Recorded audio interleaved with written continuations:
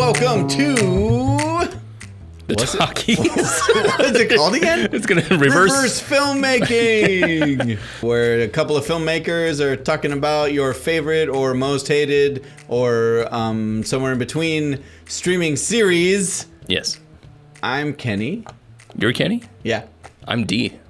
And we're going to spend the next several weeks talking about House of the Dragon Season 2. Yep. So we covered a different show. We just covered Three Body Problem. Three Body Problem, yeah. At that time, we were calling our show Deep Dish. Yep. Now we're calling it Reverse Filmmaking. Because that's what we're doing. And if you don't like that, fuck you. Exactly. Is that too early to drop a F? No, that was good. That was perfect. Cool.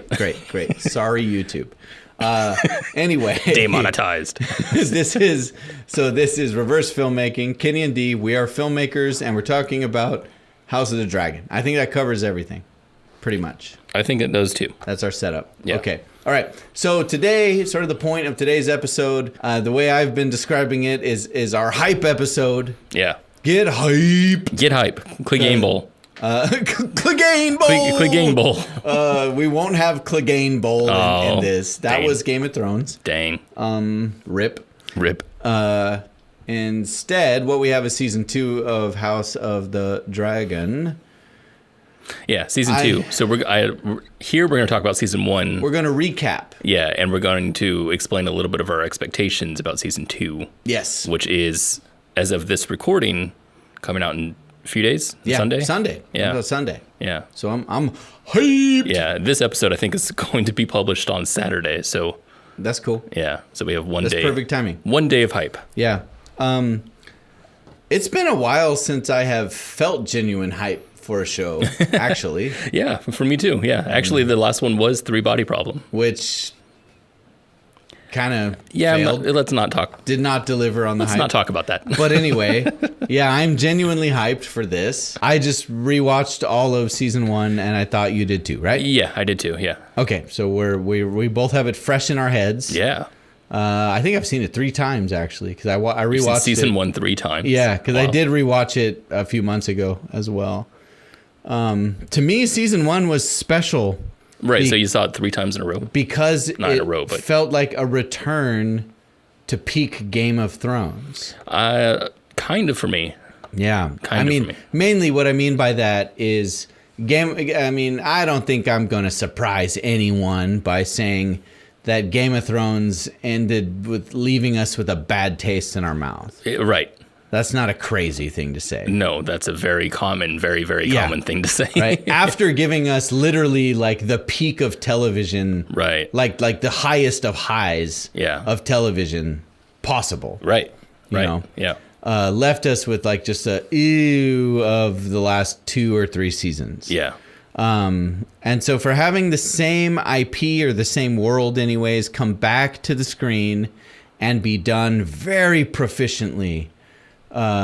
Mostly, I'd say it's a 9 out of 10 show. So I really do like the show quite a bit, but it's weird because I want to say it's not like I have to watch Game of Thrones again to try to figure this out, but it doesn't feel like Game of Thrones. As good? Yeah. Sure. Yeah. But the thing is, I don't want to say like it's not as good because when I think about something like that, I think of like Three Body Problem, or I think about Silo or Constellation, of these other shows that are just subpar. They're like a 6.5. Mm-hmm. That's what I think about when I think it's not as good. This House of the Dragon is like, it's not a 10. That's what I'm saying. Right. But it is better than almost anything out at the current time. It really is. Yeah. It really is superior. Yeah. It might not quite match up to season 1 through 4 of Game of Thrones. It doesn't. Yeah, it doesn't feel. Maybe it's not as novel. Maybe I don't know. Maybe that's it. I'm not sure. But it's fucking way better than seasons 6, 7, 8. Oh yeah. Yeah. Handily. Yeah. Yeah. And a lot rides on where it goes from now. Yeah. From now on, you know. I think season 1 of any show always has kind of a special. They get to benefit from being season 1, right? Meaning a lot of the show is character development and setting stuff up, right? And you know what? I think that's the thing that kind of caught me off guard a little bit about the show. What do you mean?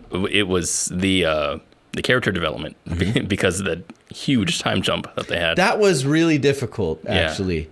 If I could say there's one thing that I didn't enjoy about season 1 of House of the Dragon, it was falling in love with a cast for like 4 episodes. Right.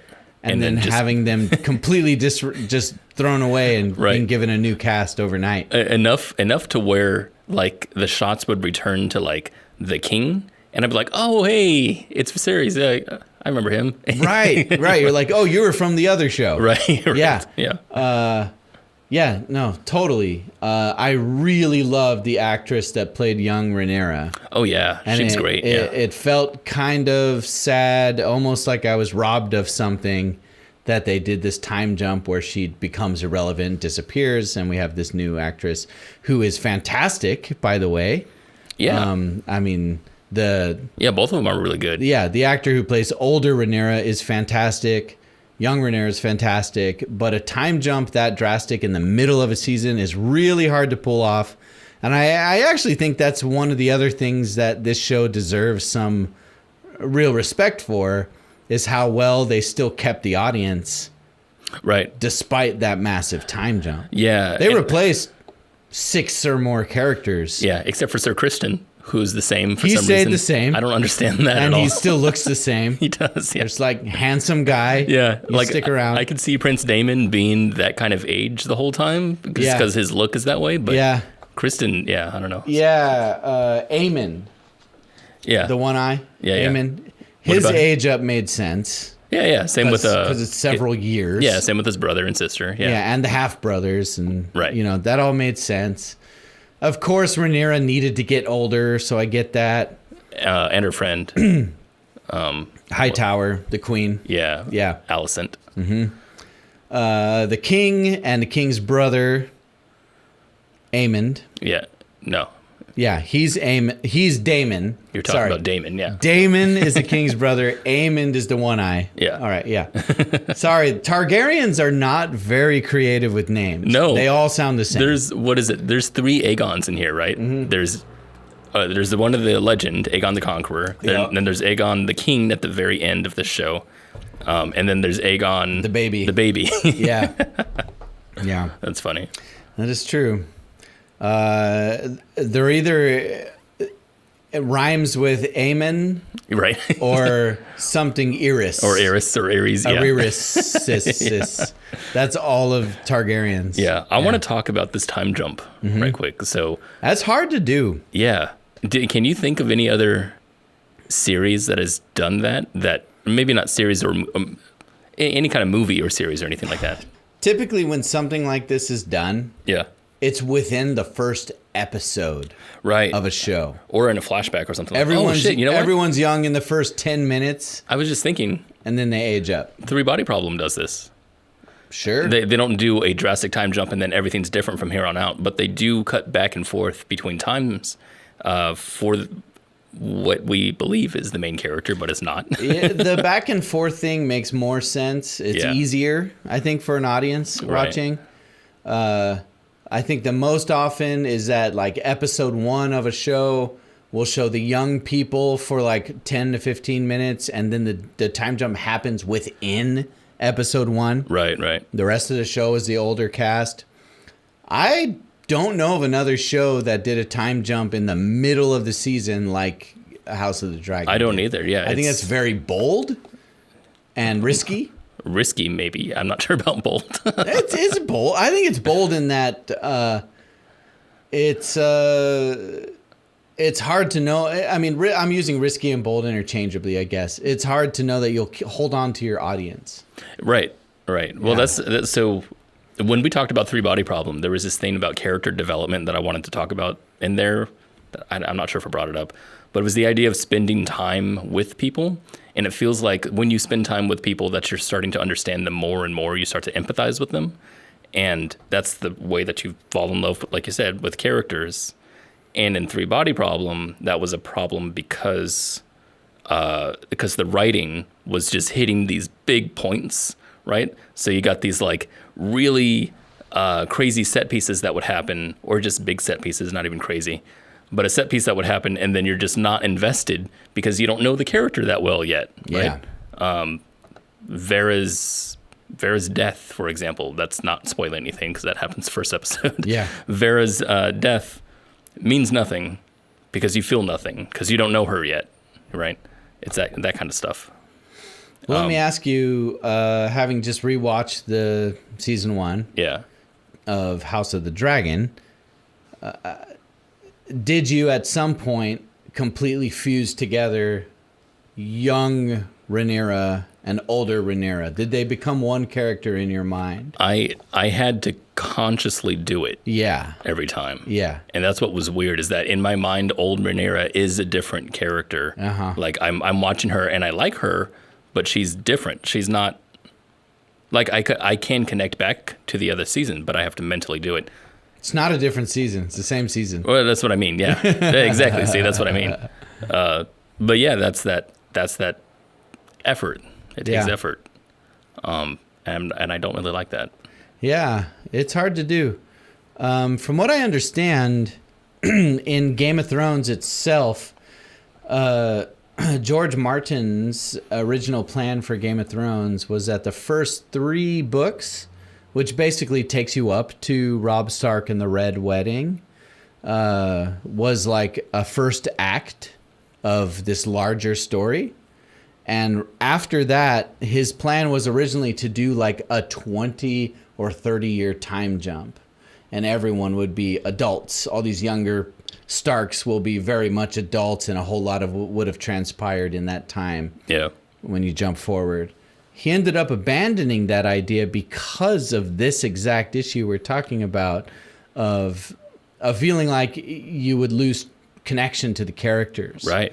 By making that jump. And I would argue it's probably easier to keep that connection in a book. Absolutely. That's what I was going to say. In a show or a movie. Yeah. So again, that's why I think this is bold, right? It's like this is, if I were the showrunner or writer of House of the Dragon, I would have been mostly scared about this thing. Yeah. Can we pull off the time jump? Right. Right. Yeah. It's because they are different faces that we're seeing. They're different actors. Yeah. So. Yeah, that's what's weird. I eventually connected all of them together at one.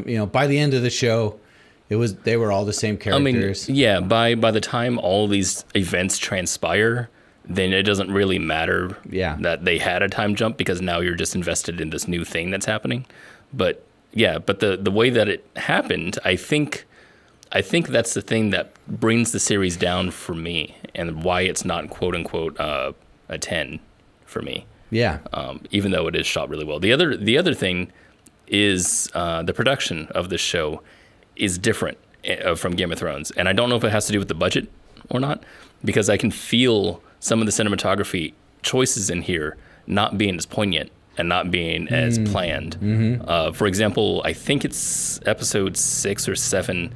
Specifically, I was thinking about these shots that are overlooking the horizon, that are watching from the island area. I don't know if it's Dragonstone or wherever, but we're looking from land out to sea, and there's this camera shot that's just a 3/4 shot that's behind Rhaenyra, and we show her on the right third of the screen, and I'm thinking, okay, every single cameraman who's ever shot any kind of thing would frame this that way. There's nothing special about it.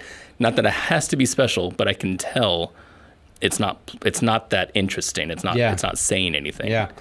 Yeah, I wouldn't disagree. I would say that it felt like 70% of this show was shot for coverage. That's right. And the other 30% had real thought and intention put into it. Yeah. And I think I know why. And I'm going to base this on things I heard from Game of Thrones. Okay.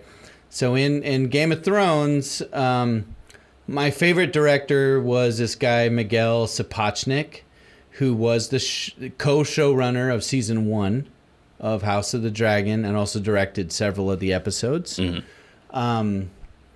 And specifically, one of the last episodes of Game of Thrones he directed was Battle of the Bastards, which was kind of like one of the most amazing things I've ever seen in my life. Right? Like, that's crazy It's a very high production achievement, Yeah. production-wise. Very high production, yeah. Yeah, It was very different also from all the other episodes. Right. But the thing that comes to mind specifically is like one of the main complaints that came out of Battle of the Bastards, which, like I said, is largely respected as one of the high points of Game of Thrones, Yeah. is that there's no ghost, meaning Jon Snow's His horse. wolf, Or his wolf. his Horse. white wolf, right? I said horse. Not his horse, his wolf. And Jon Snow and Wolf and Ghost, they go together, Yeah. right? Especially in battle, Yeah. right? And there's no Ghost at Battle of the Bastards. He's not present at all. And people were like, hashtag where's Ghost, like, was a thing after that episode came out. And Miguel Sapochnik addressed it, and he said, look, we did this huge, expensive, long shoot for Battle of the Bastards, and we had to make a choice budget-wise. Right. Do we go with giants or do we go with wolf? Yeah. Because of the cost of compositing in the CGI characters. Right. And they decided that the interesting. giant was more important, Yeah. and so they went with giant, and so Ghost was not involved, right? To many fans' dismay. Yeah. This show is way heavier on CGI characters than Game of Thrones was. Right. There's dragons because of how everywhere. many dragons. Right. Right. There's dragons in almost every episode of season 1. Yeah. And they pretty much all look They're really good. Really well done. Yeah. Right. And so that's why I'm thinking, like, when I see all this kind of like basic shooting stuff, Yeah. it makes me wonder if that's why. It feels that way sometimes. Like some of the shots of like the dragons themselves are just incredible. Like I really like both times that they meet up on the bridge that's going to Dragonstone. And Yeah. and they come out of the clouds. Yeah. Those shots, just the framing of the characters in the shots looks so good. And the scale. And the scale's great Yeah. too. Yeah. They did something really funny. Like, I kind of laughed the first time I watched because Yeah. there was all this chatter during Game of Thrones about, I think it was like season 4 or 5, the first time Daenerys gets on her dragon and flies away. They're in that fighting pit in Marine, Yeah. and the dragon comes to save her and burns, and then she climbs on and she flies away. It's this epic ending to the season. Right.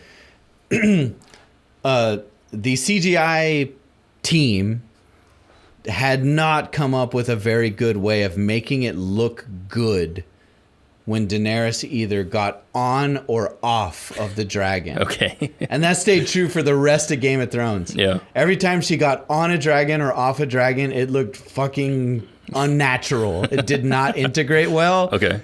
And so in House of the Dragon, in that sequence, when they're on the bridge and Daenerys flies in and lands on the bridge, and everyone's like, oh, God. It's while we're looking... He's a Rhaenyra, you mean? yeah, Rhaenyra. Yeah. We're looking at the reaction of the other people While she dismounts. gets off. Yeah, We don't I see her noticed. get off. Yeah. They cut around it. Yeah, I 'cause they're noticed that. like, it's too weird. Right. Yeah. It's like she has... The only way that would make sense would be if she literally jumped 15 feet to the ground. Right. There's no, like... graceful way to get off a dragon. Right. That's interesting. Yeah, that's a good creative problem solving, though. Yeah, it is. Yeah. Just cut away. Just cut away, right. Yeah. I really like also, like, I can't remember what the dragon's name was, but the one that's kept in the pit that's like, he's hiding within darkness the whole time, and Daemon goes to get him. To go and seize it? Yeah. And then runs away scared? The kid, one of the kids does, yeah. Yeah. But when Daemon gets him in, I think it's the same dragon. Different dragon. Okay, well, same pit. Yeah. That is likely Dreamfire, who is going to be Aegon's dragon in season 2. Okay, well, Yeah. anyway, I liked that. It was like their It was- grandparents' dragon. I just love that it was obscured and dark. Yeah. I feel like a lot of times when we see animals like this, like big animals, like just any kind of CG really, the fact that it's obscured a little bit or somehow hidden just a little bit, it makes it feel more real to me. And it also helps the CG just feel good to look at. Yeah. Yeah. Yeah. But yeah, I think you're right about how CG costs a lot of money for that good. And so they have to take away from it somewhere. Yeah. Yeah. So I agree. At the same time, though, there are some shots sort of sprinkled throughout season 1. Yeah. Where I was like, oh, that was awesome. Yeah, absolutely. All of episode 1, honestly, is shot really, really well. Like, I really like those shots. I think my favorite episode of season 1, I can't recall if it's like the 6th or 5th episode, but it's the last one where the king is still alive. Yeah. It's the one where he dies. And in the episode, they have this meeting where they're talking about who has the right to the succession, who is his true heir. The queen is there next to the throne. The throne is empty. And then, shocking everyone, the king shows up. Yeah. And staggers to the throne. Yeah. He's got a mask on because half of his face it's missing. Fucking decayed away. And everyone's just like blown away that he's there, and he refuses help. Yeah. And staggers up to the throne and says, like, Rhaenyra is my heir, and the cousin of the sea snake is all like, her sons are bastards, right? And Daemon cuts his head in half, and it's a fucking cool episode. But the way he was shot, showing up and making his slow procession to the throne, was like the most dramatic part of the whole show. It had a score, had like a whole score devoted to it. Powerful. Yeah. Like, that hyped me up more than any battle scene in season 1. Right. Well, you can tell that was planned. I mean, that's not basic coverage at all. No, right. Yeah. It had that, like, really a sense of intention. Gravitas and intention. Exactly. Yeah. So that's the kind of stuff that I feel like is missing throughout parts of other episodes throughout this show. And I don't think they were missing almost at all in Game of Thrones. Right? Until season 5, 6. Right. Yeah, until later on, in the series. Yeah, so that's what kind of pulled me away a little bit when I first watched it. I was taken aback by how much use of the dragons they had. That was really interesting. But yeah, that it took me out that it was't as cinematically. Yeah, so looking. I'm curious to see what happens then with season 2, because the most spoilerish thing I'll say is there's going to be more dragons. Well, they say that, at the end. It's going to be a lot more dragon stuff in season 2. At the end of season 1, they talk about how many more. They said they have 14 dragons or some shit. Yeah. They're like, we have a lot of dragons. Yeah. Let's get them out now. Right. That's crazy. That's going to be interesting. Yeah. So the other thing that I think is worth bringing up, the name I said earlier, Miguel Sapochnik. Yeah. So this guy was really a part of the real core of what made Game of Thrones very special. He directed some of the most memorable episodes of Game of Thrones, including Hard Home, Battle of the Bastards, like I said. Yeah. Okay, so he's in charge of like the epic episodes. The epic stuff. Yeah. I don't remember if he did Red Wedding or not, but he might have. Yeah. He did the epic shit from Game of Thrones. I liked the epic stuff, obviously, but I mean, a lot of the heart from Game of Thrones to me, character. Was the characters. Yeah. And that's certainly not. I understand that. But my point in bringing that up is that what is Game of Thrones without the epic as well? Hopefully it's good character drama and writing. You'd hope so. Yeah. But I would still suggest that's an essential part of what made Game of Thrones special as well. In addition to it is an important supplement to the character, right? Well, it wasn't. My point is, like, you have Breaking Bad's a really good show. Yeah. And it's a good show because of the character development and the writing and direction. Right. Game of Thrones was a really good show because of the character development, the writing and direction, plus going to places visually that we've never fucking experienced. I think what that is, I mean, that's definitely part of the identity, is what I would say. That's huge. Yeah. That matters. Well, I mean, that's the fantasy element to it, and that's what's interesting about it. is that, well, I guess you're right. I guess it's just, I just don't want to put too much stock into it because I've seen shitty looking, what do you call it? Shots of just shitty looking shows is what I'm saying. Sure. That have really good writing and it's still interesting and it still captures, you know. Yeah, sure. Well, there's also really shitty written shows that look really good. That try to do like epic Three Body shit. Problem. They do epic shit like it matters and no one cares. Right. You know, like Vikings. You know, yeah, right. Vikings is fucking stupid. And it is. And you know, they were literally trying to be the next Game of Thrones. Yeah. And you can't have that without the great writing. Right. So I understand that. Yeah. But I'd still suggest that the Miguel Sapochnik part of Game of Thrones made Game of Thrones what it is. Right. Right. And he was part of the connective tissue into moving into House of the Dragon. Obviously, we lost Dan and Dave. I'd say for the good. For the better. For the better, right? Yeah. So they're not involved. So who is involved, right? And the person who was the most, like, at the core connected to Game of Thrones, who was also connected to House of the Dragon, was Miguel Sapochnik. I think he directed 3 episodes of season 1, and he was the co-showrunner. He is exhausted of doing these massive television projects and is just done. Yeah. And so he's quit and he's not coming back. So he will not be a part of season 2. And so I'm really curious to see how that affects what we end up seeing on the screen. Yeah, totally. Yeah. Yeah. The cinematic quality to these things is really what brings them to my mind visually. You good? Yeah.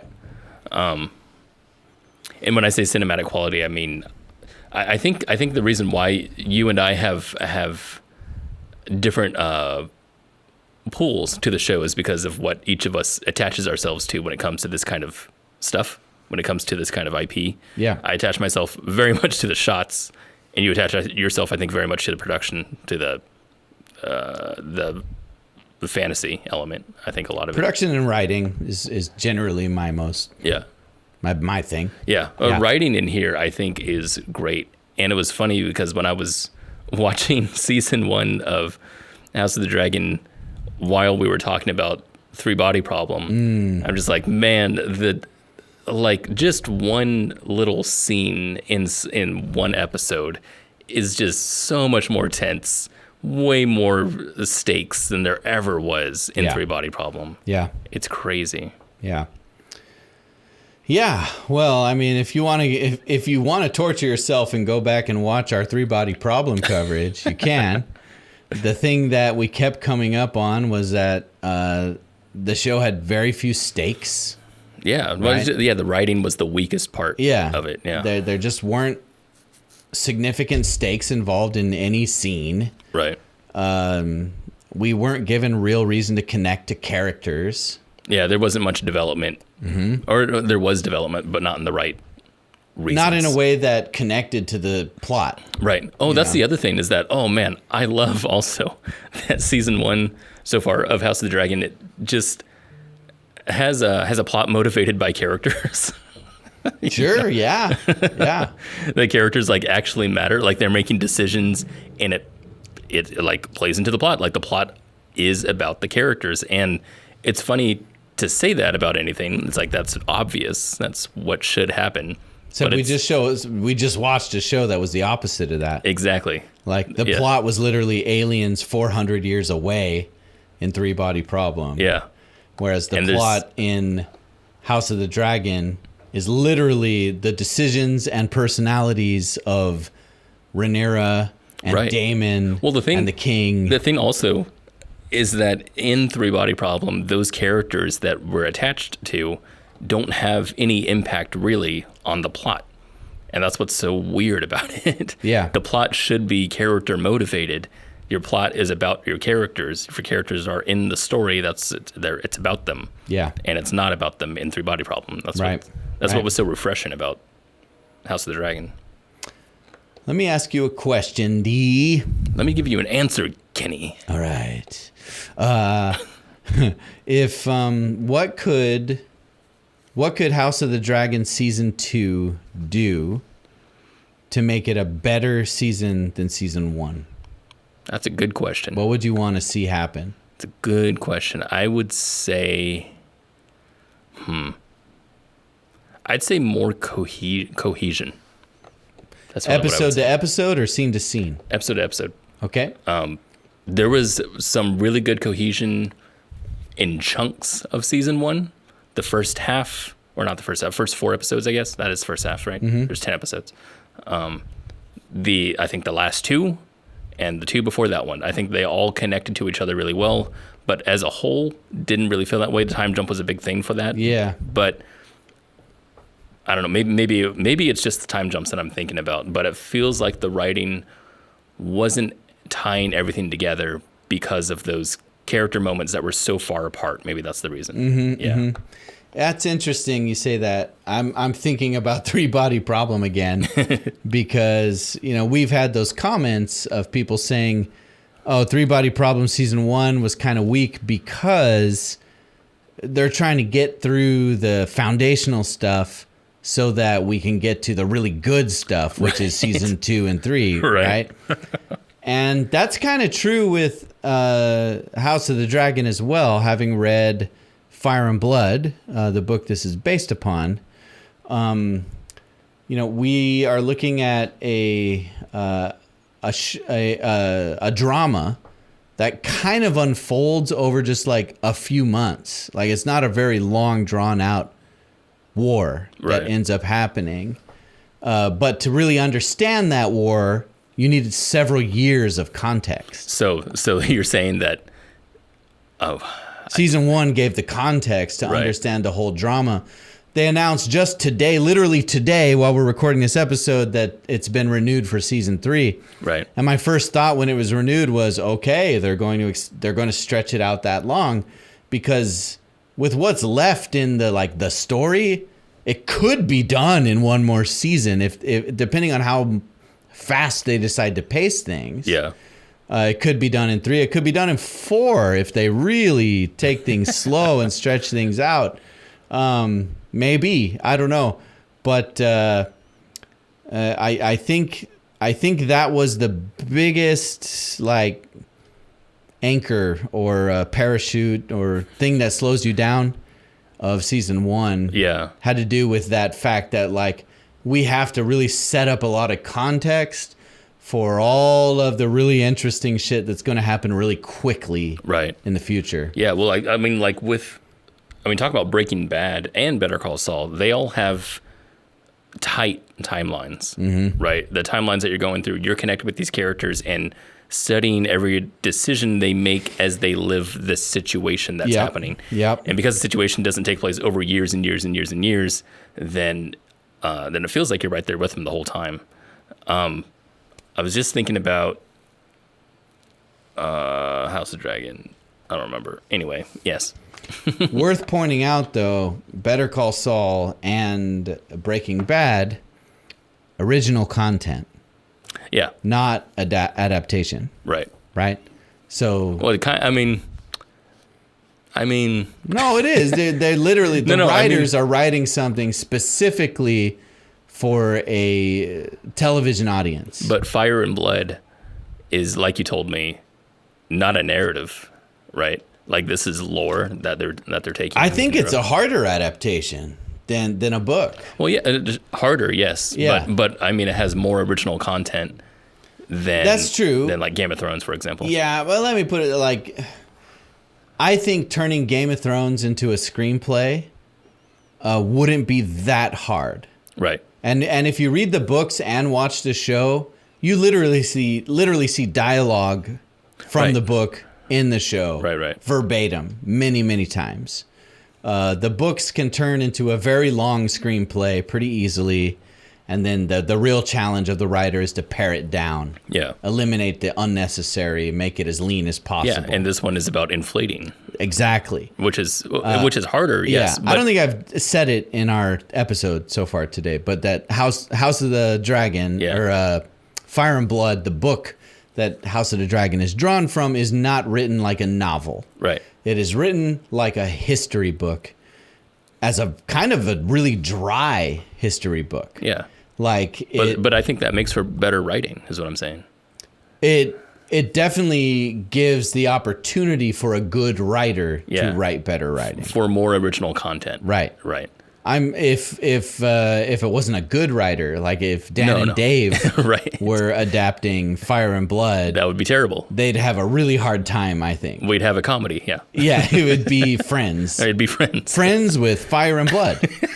Yeah. Yes. Yeah. I wanted to talk.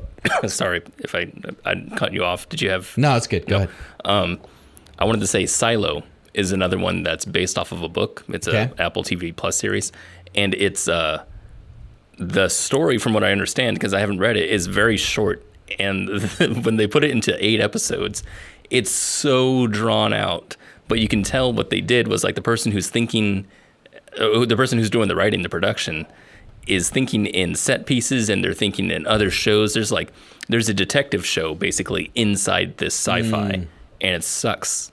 It's because like all of this stuff that they're doing, they're just like adding fluff into other stuff. Anyway, that being said, that's what bad writing can do when you have good material to come from. Yeah, but you have to fill it with other stuff. Yeah, but House of Dragon, I think, it does very well. I think it's a real writing accomplishment. Yeah, because it isn't even one book, right? The story that House of the Dragon is based on is not the book Fire and Blood.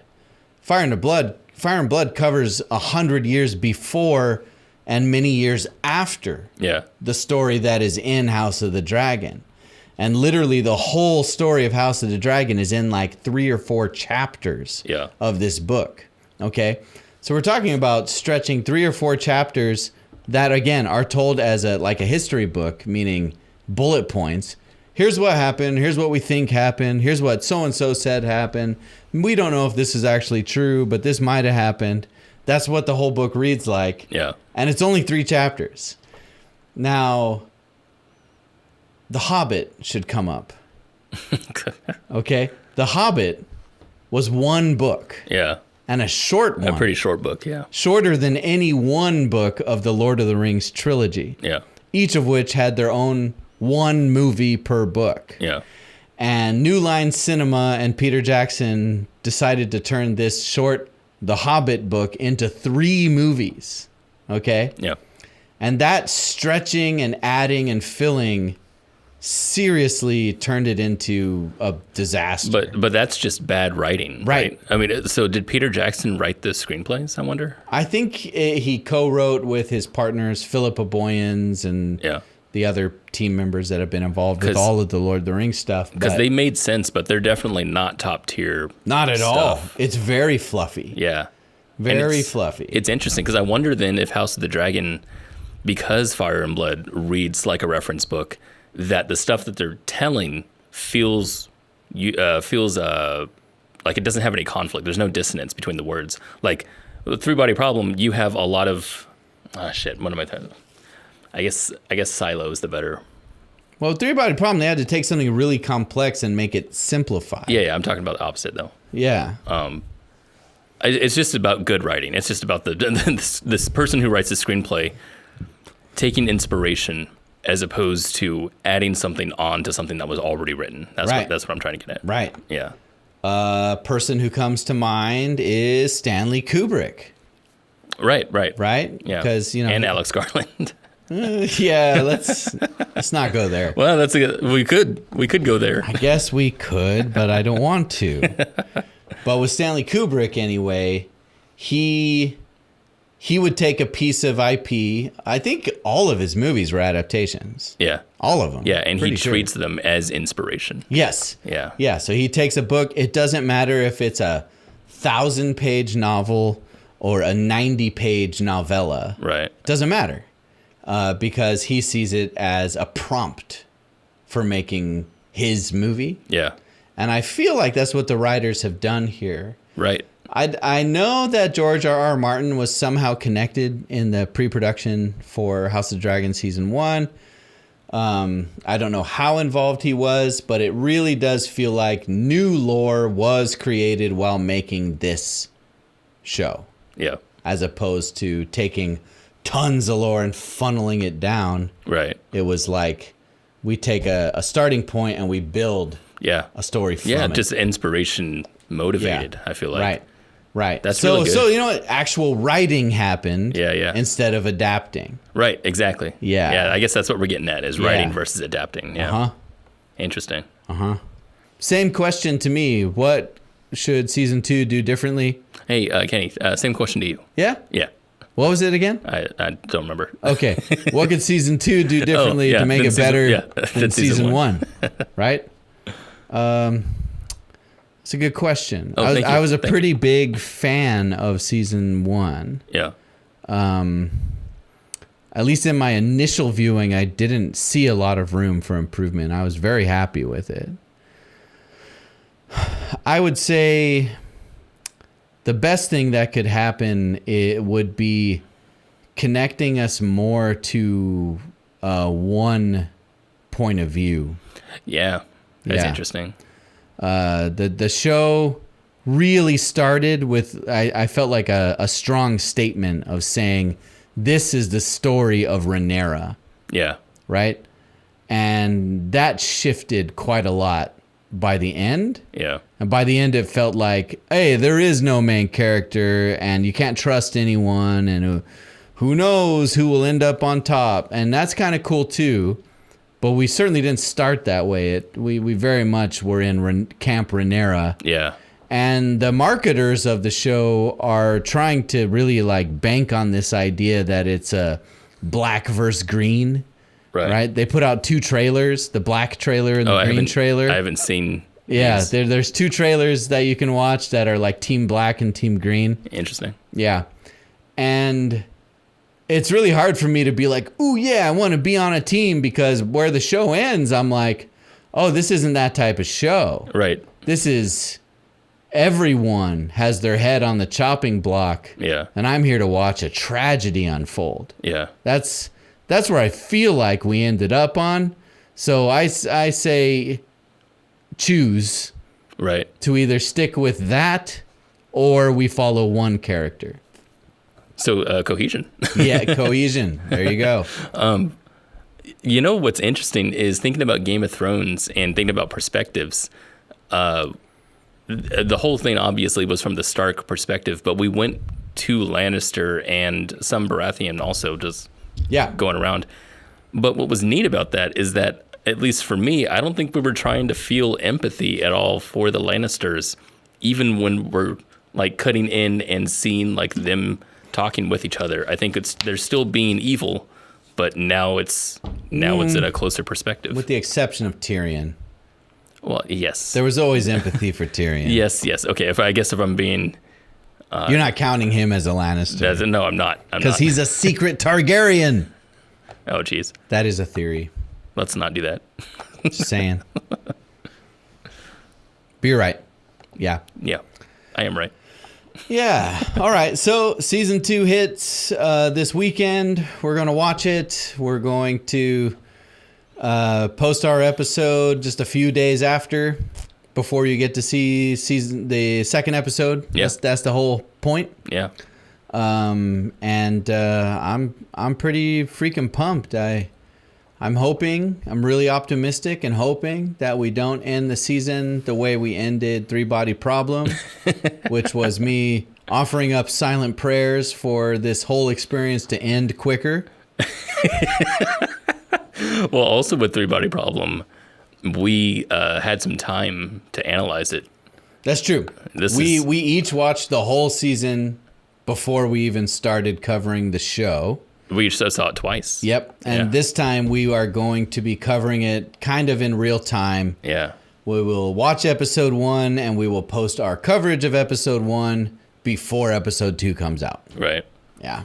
Yeah. It's going to be a lot faster. We'll probably be a lot happier. It'll be more fun, I think. We'll hope. Yeah. I hope. And for every episode, we will film make them in reverse. Yes. That's what we're trying to do. That's what we're going to do. Yeah. Filmmaking reverse. Filmmake. We're going to Filmmake. Make film. Make film. Yeah. Right. We're on Patreon. If you want to help us buy, more bottles of water or beer or organic carrot sticks, please support us on Patreon. I don't want to buy any of those.